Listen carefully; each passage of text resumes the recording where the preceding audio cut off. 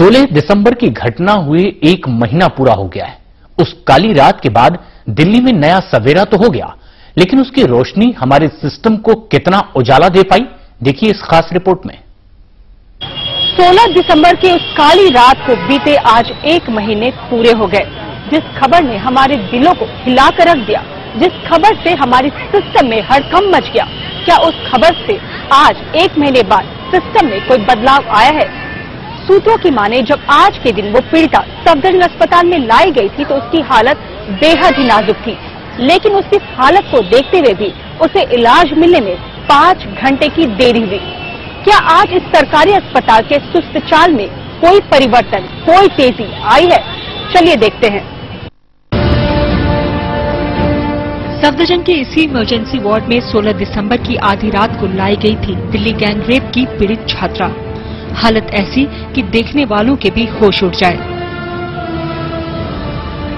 देश के अति व्यस्त इमरजेंसी डिपार्टमेंट में से एक सफदरजंग अस्पताल की कैजुअल्टी डिपार्टमेंट में उस दिन भी ऐसी ही स्थिति थी।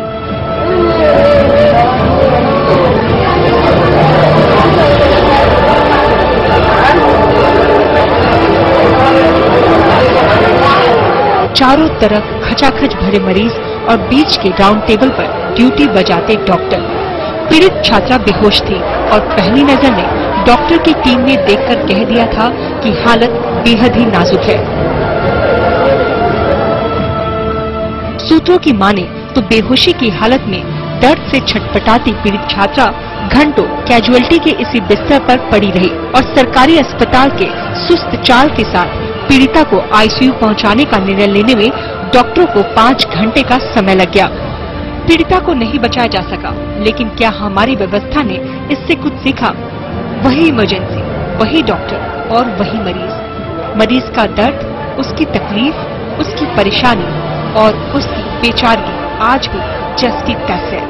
मरीज के तीमारदार जानते हैं कि अगर डॉक्टर को ज्यादा तकलीफ दिया तो फौरन बाहर का रास्ता दिखा दिया जाएगा, इसलिए अपने मरीज की तीमारदारी में खुद ही लग गए हैं। मरीज चाहे हार्ट अटैक का हो या फिर ब्रेन हैमरेज का, भगवान के चौखट पर पहुंचकर सब असहाय और मदद के मोहताज आज भी हैं। लगता नहीं कि 1 महीने के बाद भी कुछ बदला है। दरअसल आज हमारे सरकारी अस्पताल 2 तरीके से बीमार हैं। पहला, मरीजों की भारी भीड़, दूसरा डॉक्टर की सुस्त चाल। अगर डॉक्टर अपने मरीज की हाल को गंभीरता से लेता तो आज इस केस का रुख ही कुछ और होता। इस समय दिल्ली से कैमरामैन योगेश नंदा के साथ रश्मि कुमार।